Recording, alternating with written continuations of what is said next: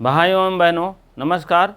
आपका संस्कृत संगम में स्वागत है। आप पढ़ रहे हैं झारखंड पीजीटी। झारखंड पीजीटी का एक पहला ग्रंथ आपका समाप्त हो गया है और कठोपनिषद था, और दूसरा ग्रंथ आपका है भगवत गीता। श्रीमद् भगवत गीता है, अध्याय 2 से लिया गया है। 13 से 25 श्लोक तक है। 13 7 20 और 20 7 20 5 25 और 7 5 12 श्लोक के मामला है, जान लीजिए। आज आपका कल पूरे ग्रंथ का पूरा अध्याय का निरूपण किया गया था। जितने 18 अध्याय हैं, 18 अध्यायों का क्या क्या नाम है, कभी कभी क्वेश्चन पूछ लेता है, तो इसीलिए मैं इसको बताना पड़ा। आज है आपका श्लोक संख्या आपका 14 है। ठीक है, चलिए पहले राग द्वारा राग युक्त बोलेंगे, तब उसके बाद तब हम आगे बढ़ेंगे। ठीक है, चलिए। श्लोक अयानुष्टुप छंद है पूरे, मतलब महाभारत में पूरे क्या कहते हैं, श्रीमद् भगवद गीता में कोई कहने की बात नहीं है अलग से। ठीक है, चलिए। श्लोके षष्ठम गुरुगेयम सर्वत्र लघु पंचमम द्विचतुष्पादयो हर्षम सप्तमम दीर्घमन्ययो। चलिए। मात्रा स्पर्शास्तु कौन्तेय शीतोष्ण सुख दुख दा आगमापि नो अनित्या तांस्तितिक्षस्व भारत। ठीक है, इसी प्रकार से आप लोग देख लीजिए। मात्रा स्पर्शास्तु, इसको देख लीजिए। मात्र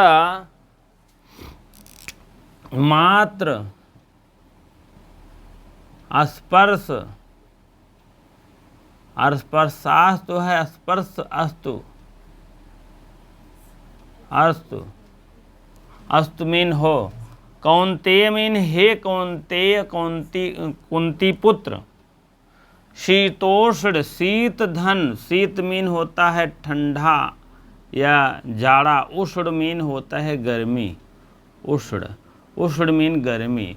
और सुख दुख जाने रहे, सुख और दुख। शीत मीन ठंडापन, ठंडी, और उष्ण मीन गर्मी।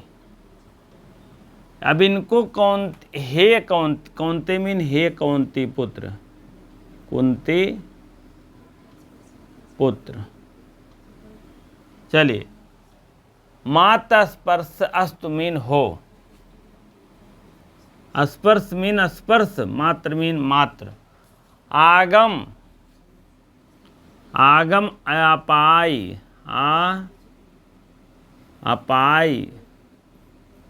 अपायन। ठीक है। आगमा पायनः, आगमा पूरा ले लीजिए। आगमा पायना, आपका हस अतोरुत पुलतात पुलते से वो हो गया है अनित्या,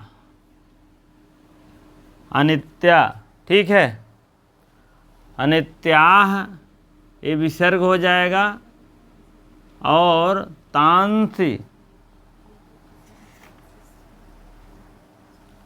तान हो जाएगा, तांस, तान न हुआ है ना, अस्ति हो जाएगा, अस्ति मीन है। तिक्षिस्व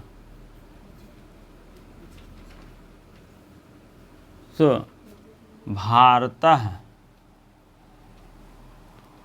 इस टाइप आप इसको तोड़ लेंगे तो और सुविधा हो जाएगी।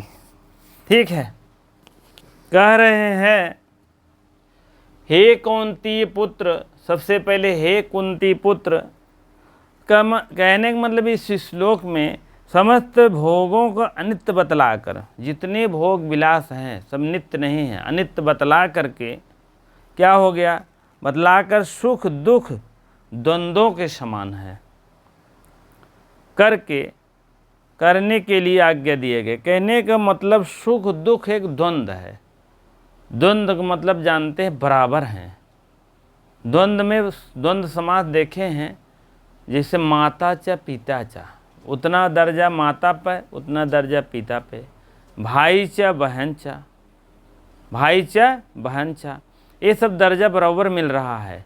तो कहने का मतलब अगर बराबर दर्जा मिल रहा है तो बराबर यहाँ सुख दुख में भी है, सुख दुख में भी है। बात समझ में आ रहा है? सुख है तब भी बराबर आप रखिए, दुख है तब भी बराबर रखिए। ठीक है, कोई कष्ट नहीं, आपको दुख पड़े तब भी उतना कष्ट करिए, सुख पड़े तब भी उतना। ठीक है, कहने का मतलब उसी बात को कुंती पुत्र को समझा रहे हैं अर्जुन। ठीक है, चलिए अब आप समझ लीजिए।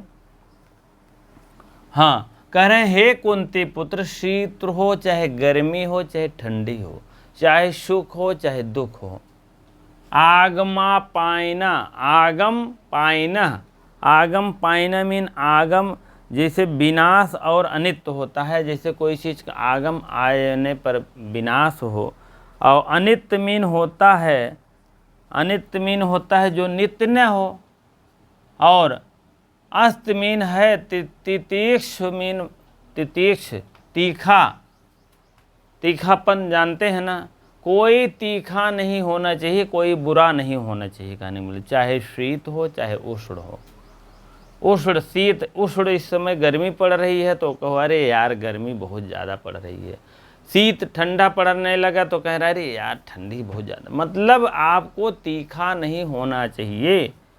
ठीक है, तीक्ष मीन तीखा नहीं होना चाहिए। मात स्पर्श मीन होता है इंद्रिय और विषयों के संयोग से, मात्र स्पर्श मीन होता है इंद्रिय, मात्र स्पर्श, स्पर्श कहाँ कह रहे हो कि इंद्रिय और विषयों के, कोई भी चीज़ आप देखेंगे जब तक इंद्रिय ज्ञान में, इंद्रिय ज्ञान से ही असर होता है आपका, सुख हो चाहे दुख हो चाहे जो हो, इंद्रिय ज्ञान और विषयों से। आगम मीन आते हैं, आगम पायनः, और इंद्रिय और विषयों के संयोग से आते हैं और फिर पुनः चले जाते हैं। ठीक है, उसी प्रकार से आप देख लीजिए कि हे भारत, हे भारत, तू उनको, तान माने उनको, तान मीन उनको, उनको, तान मीन उनको, और तो तितीक्ष मीन सहन कर, तितीक्ष मीन होता है सहन कर, तीखा न लगे, आप उसको सहन कर। हे भारत, आप इसको, आप हे कुंती पुत्र, सर्दी और गर्मी, दुख और सुख को देने वाले इंद्रिय और विषयों के संयोग से होता है। कहने का मतलब जो सुख दुख, हे कुंती पुत्र, शीत और उष्ण मतलब ठंडी और गर्मी, सुख और दुख जो होता है इंद्रियों के और विषयों से होता है, इंद्रिय और उनके विकारों से होता है। कहने का मतलब पहली लाइन हो गया, और दूसरी लाइन ये है कि इनसे जो उत्पन्न विकार है, उत्पत्ति होती है, विनाशशील, विनाशशील जैसे कोई चीज़ विनाश करने वाला होता है, तो यह जो है विनाशशील, आगम पायनः अनित्य, यह जो है हमेशा जो है विनाशशील और अनित्य रहता है, विनाशशील और अनित्य रहता है। और हे भारत, यहाँ पर आ जाइए, हे भारत, आप, तान मीन उनको, उनको तू जो है तितीक्ष कर, तितीक्ष मीन सहन कर, उनको तू सहन कर। ठीक है, इस प्रकार से आप लोग देख लीजिए, लिख लीजिए, राइट कर लीजिए, कोई दिक्कत नहीं है। ठीक है, आप लोग इसको जो है अच्छे ढंग में बढ़िया सा लिख लीजिए। अब इसमें पूछा जाए हे कौंती पुत्र से क्या पूछा जाए, हाँ, मात्रा स्पर्शास्तु कौंते शीतोष्ण डाट डाट डाट आ जाएगा, सुख दुख रहेगा, लाभ हानि रहेगा, हानि क्या और कुछ रहेगा, मान लीजिए आपत्ति विपत्ति रहेगा, संपत्ति विपत्ति रहेगा, तो आप लोग यही मारिएगा सुख और दुख। ठीक है, आगम अपायनो, अपायनः अनित्य, अनित्यः तान, अनित्य तान, अस्ति मीन हो, तितीक्ष मीन सहन कर, मतलब आप इसको सहन करो, जो भी दुख सुख आपको शरीर पे पड़ रहा है या ठंडी गर्मी पड़ रही, सुख दुख पड़ रहा है, हे कुंती पुत्र आप इसको आप इसको सहन करो, बिना सहन करने से कुछ नहीं होगा। उसी बात को बताया जा रहा है, समझाया जा रहा है। और उसके बाद अब हम अगले श्लोक की तरफ चलेंगे। अब उसमें कहा गया है उक्त सहनशीलता को मोक्ष प्राप्तियों में हेतु बतलाना। उक्त जो सहनशीलता हुआ है उसमें मोक्ष की प्राप्ति होने वाली है, इसको बताया जा रहा है।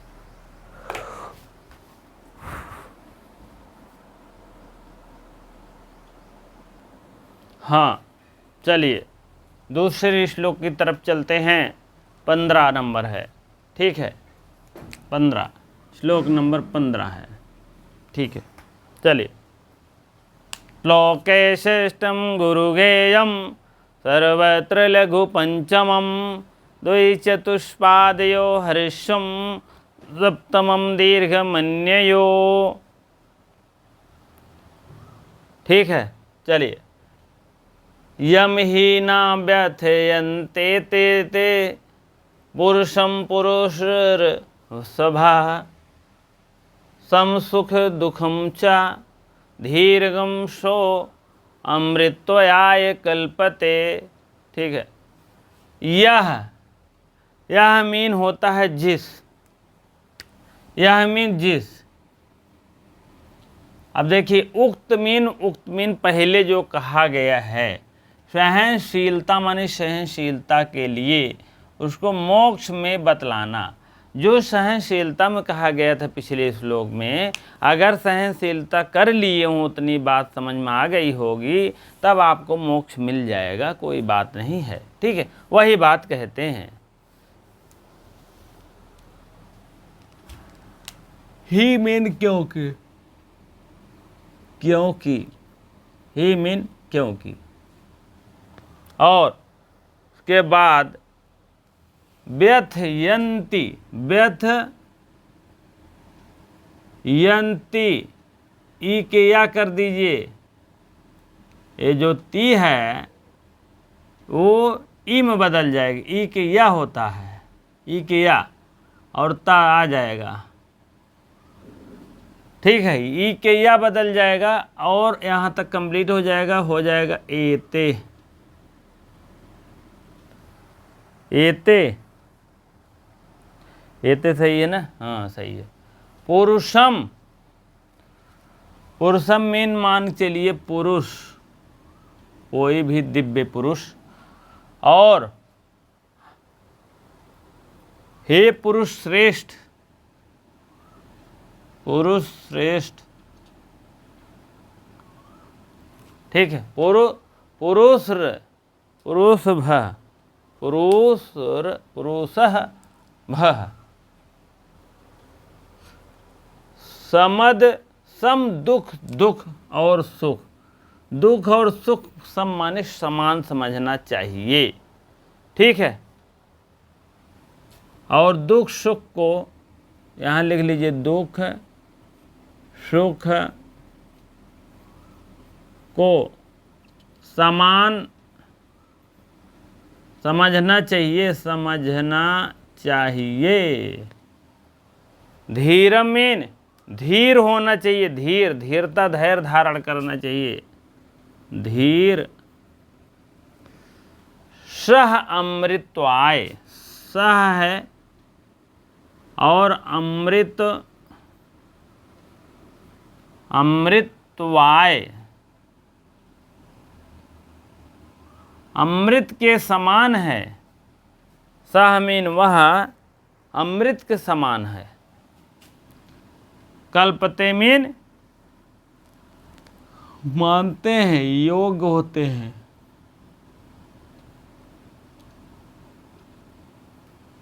ठीक है, कल्पताय मीन होता है मोक्ष। सह वह अमृत माने मोक्ष होता, मोक्ष, मोक्ष की प्राप्ति हो जाती, वही बात है। अब देखिए, कह रहे हैं आप दुख सुख को बढ़िया से अगर सहन कर लिए हैं तब आपको क्या होगा, मोक्ष मिलेगा, जान लीजिए। ठीक है, तो वही उक्त मीन पहले कहा गया है। अनुक्त मीन बाद में कहा गया है, ठीक है। यह यम ही ना व्यथयन्तेति व्यथयन्ति एते पुरुषम पुरुषभः श्रम दुख सुखम चा धीरम सो अमृतवाय कल्पते, ठीक है। अब इसको बात समझ लीजिए, जिस कह रहे हैं क्योंकि हे पुरुष, व्यथयन्ते मीन व्याकुल नहीं करते हैं, व्याकुल नहीं करते, व्यथयन्ते मीन व्याकुल नहीं करते।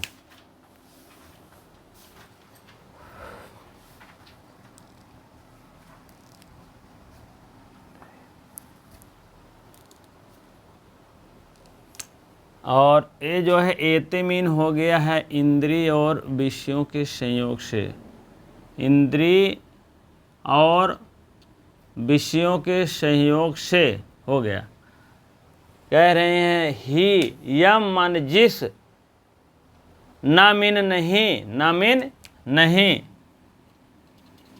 नहीं, व्यथयन्ति मीन होता है व्याकुल नहीं करते, एते मीन इस इंद्रिय के जो विषय में व्याकुल नहीं किया जाता, किसको? पुरुष को, क्योंकि वह पुरुष श्रेष्ठ है और श्रेष्ठ भी है और दुख सुख को समान समझता है और वह धीर है।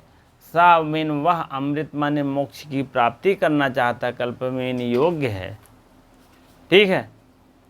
अब बात समझ में आ गई होगी, एक एक ठो अर्थ क्लियर हो गया है।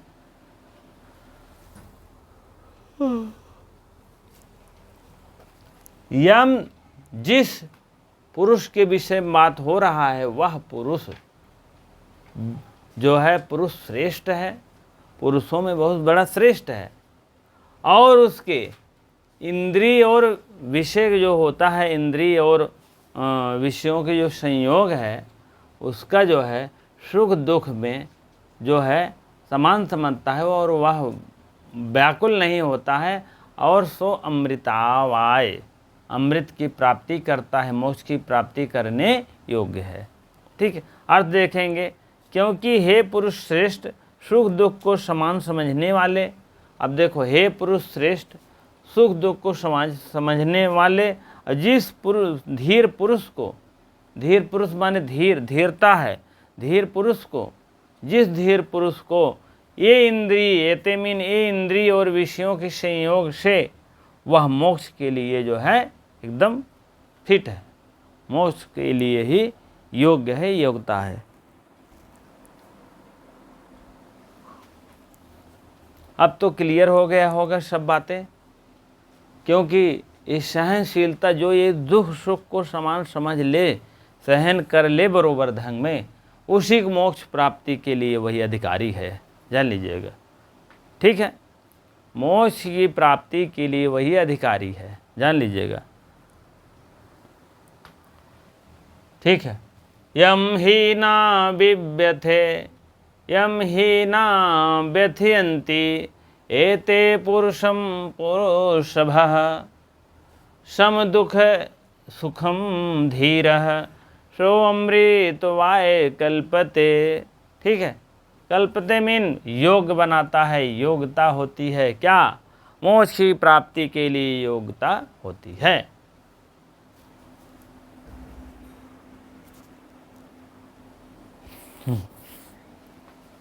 मोक्ष की प्राप्ति के लिए योग्यता बनती है, ऐसे मोक्ष मिलने वाला नहीं है। सुख दुख को समान न समझो, सुख में तो ऐसो आराम करो फर्स्ट क्लास, दुख पर छाती पीट, अरे बाप रे तो बड़ा गंभीर मामला आ गया। तो ऐसा नहीं है, गीता में ऐसा नहीं कहा गया है। आप सुख दुख में समान रहो, ना सुख में बहुत ज़्यादा उछल कूच करिए, ना दुख में बहुत ज़्यादा धीर मतलब अधीर होइए, जैसे कोई चीज़ के व्याकुल हो जाता है, पगला जाता है आदमी कभी कभी दुख में। तमाम ऐसे दुख आते हैं, बेहोश हो जाता है, जैसे कोई आदमी भगवान करे न किसी की जान और निकल जाए, तो उसमें क्या होता है, आदमी अपने आप को ध्यान ही नहीं रखता है, मतलब वह उस टाइप वैसे होना भी चाहिए, ऐसा नहीं है। तो सुख दुख में कहे तो हैं समान। अब आपके ऊपर है कितना आप समान रहते हैं भैया, ठीक है। क्योंकि यह माने जिस पुरुष की बात कर रहा वह बहुत धीर है और सुख दुख में समान है। सम सुखम दुखम चा, सम सुखम दुखम चा, सुख दुख में समान है।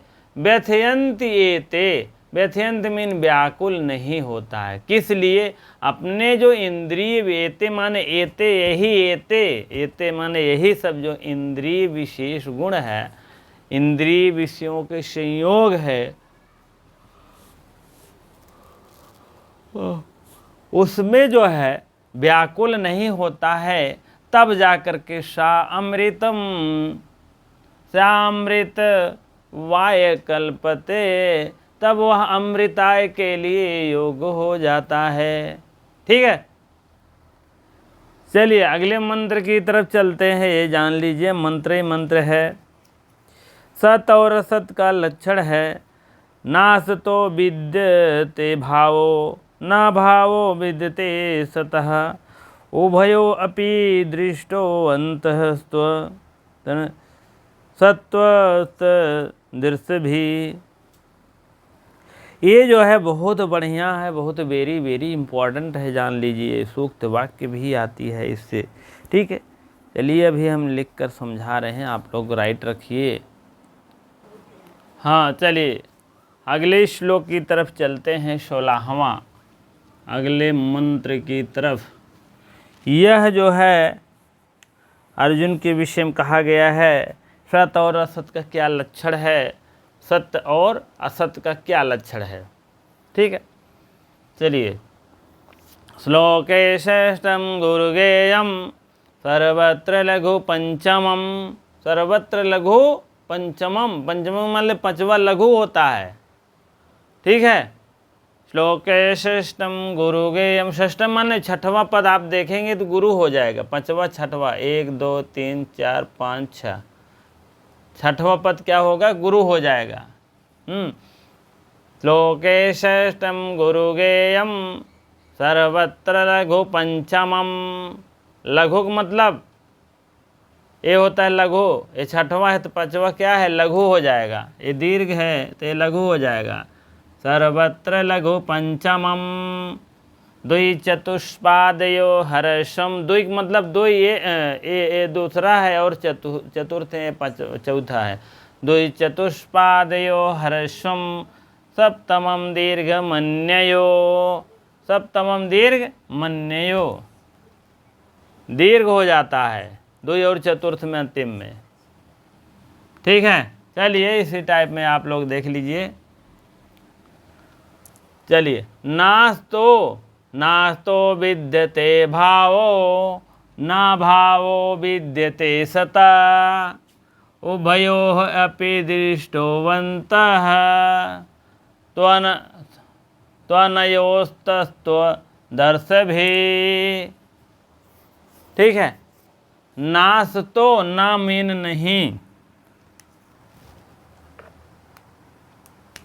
ना मीन नहीं, असतो अवस्था है, हसिचस विसर्ग का हो गया। विद्यते मीन विद्यमान है, जो असत है, असत माने जो असत है, ना सत असत, जो असत का मतलब कोई भी असत्य वस्तु, असत वस्तु, असत बस विद्यमान है, ना मीन नहीं, विद्यते मीन विद्यमान है, विद्यमान।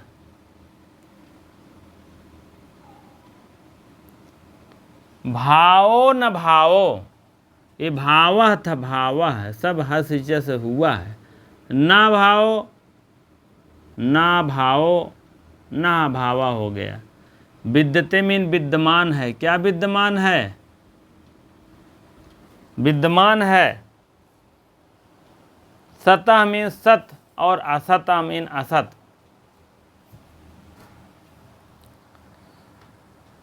भाव और अभाव, भाव और अभाव विद्यमान है।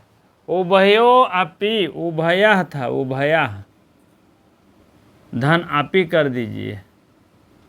उभयो अपि दृष्टः अन्तः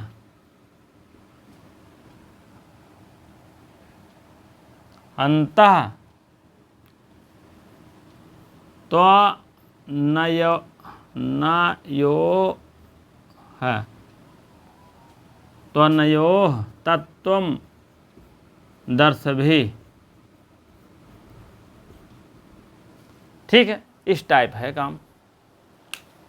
दर्शभिः मीन देखा गया है। त्वनयो माने उस दोनों पुरुषों को। ठीक है, कहने का मतलब असत मीन जो असत वस्तु की हो, और सत्ता मीन सत्य जो भाव हो, सत्य माने सत्य हो, सत्य मीन सत्य, ये इधर है सत्य, सत्य मीन सही है, और सत्य और अभाव, सत्य अभाव मीन अभाव जो ना हो, हाँ सत्य का ना भाव हो, और भाव मीन भाव। इस प्रकार दोनों तत्व को, उभयो माने दोनों तत्व को, उभया मीन दोनों तत्व को, दृष्टो मीन देखा जाता है, और अंत में त्व मीन त्वनयोः दोनों को तत्वदर्श भी देखा जाता है। इन दोनों का भी तत्वज्ञानी रूप में पुरुषों द्वारा देखा जाता है। कहने का मतलब है, और हे अर्जुन, आप किसी वस्तु को देख रहे हो, सत्य है तो सत्य है, असत्य है तो असत्य है, अभाव है तो भाव है, भाव है तो भाव है। जैसे अभाव मतलब उस चीज़ का अभाव होना, जैसे सुख दुख को सहन करने की क्षमता है तो आपके अंदर तब आप क्या हैं, भाव हैं। अगर यही नहीं है तो अभाव है। इसी प्रकार से कहा गया सत्य वस्तु का निरूपण किया गया है। बहुत इम्पॉर्टेंट है, जान लीजिए। ना सतो विद्यते भावा, ना भावो विद्यते सतः, उभयो अपि दृष्टोवंता त्वतनयोस्त तत्वदर्शिभिः। कहने का मतलब उभयो अपि दोनों, भाव अभाव और सत असत और सत दोनों। कहने का मतलब उभयो में दोनों तत्व जो है, दोनों तत्व सत असत और भाव अभाव, ये दोनों सत्य जो है, दोनों तत्व जो है, दृष्टो माने देखो, तब जाके उसके बाद इन दोनों को विद्यमान है आपके अंदर।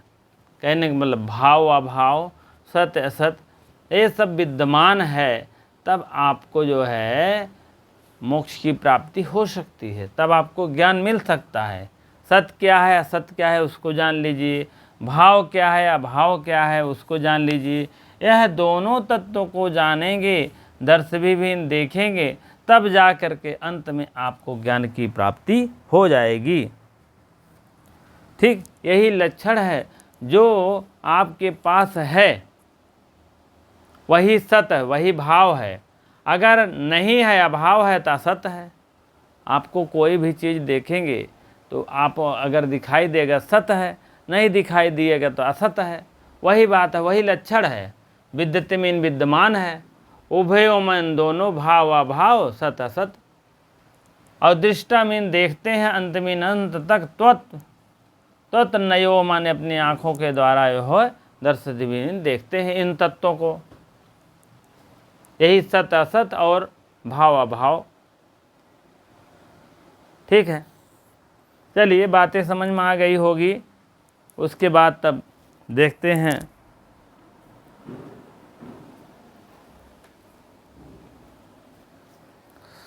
ठीक है। असत वस्तु की तो सत्ता है, जो असत वस्तु है, असत वस्तु विद्यमान है तो उसकी सत्ता है, और सत अभाव नहीं है। सत जो है अभाव नहीं है। इसी प्रकार दोनों तत्वों को तत्वज्ञानी पुरुषों के द्वारा देखा गया है। इसी प्रकार को सत्य को भी देखा गया, सत्य को, भाव को, अभाव को। वही कह रहे हैं जो असत वस्तु की है सत्ता और सत्य वस्तु का अभाव है। असत वस्तु की सत्ता जो है, असत वस्तु ये है, उसी सत्ता जो है सत्य का अभाव है। सत्य का मतलब होता है सत्य। अगर असत है आपके पास तो सत्य नहीं है, सत्य का अभाव रहेगा, कहने का मतलब, ठीक है। और इसी प्रकार से जो है सत्य अगर है, सत्य अभाव नहीं है। सत्य में अगर है, सत्य है तो अभाव नहीं है, वो दोनों विद्यमान है। कहने का मतलब असत वस्तु है तो सत्य की सत्ता, सत्ता का मतलब सत्य, सत्य है, सत्य का अभाव है। अगर असत वस्तु है, सत्ता है तो सत्ता नहीं है। असत वस्तु में जो है सत्ता नहीं है और सत्य का अभाव है, सत्य नहीं है। और इस प्रकार से जो है इन दोनों तत्वों का तत्वज्ञानी पुरुषों द्वारा देखा जाता है। कहने का मतलब जो दोनों तत्व है यह तत्वज्ञानी तत्वज्ञानी पुरुषों के द्वारा देखा जाता है। ऐसा नहीं दिखाई देगा। सत्य है कि नहीं है, असत है कि नहीं है, अभाव है कि अभाव है, ये सब तत्वज्ञानी पुरुषों के द्वारा देखा जाता है। ठीक है, ये सूक्त वाक्य है, ऊपर वाली भी नीचे वाली दोनों लाइन इंपॉर्टेंट है। नास्तो विद्यते भावो, ना भावो डाट डाट कर देंगे तो विद्यते सतह भर दिया जाएगा। यहाँ उभयो अपि दृष्टो अंतःस्तो त्वा नयोस तत्व डाट डाट करेंगे, दर्श भी भर देना। ठीक है, इसी प्रकार से आप लोग इसको लिख लीजिए, राइट कर लीजिए। आज यहीं तक बस रहेगा, उसके बाद फिर अगले टर्न फिर मिलेंगे। हाँ, वीडियो को लाइक शेयर कर दिया करिए, सब्सक्राइब कर दिया करिए, वीडियो को पूरा देखिए, कहाँ कब क्या इंपॉर्टेंट बातें बता दी जाए।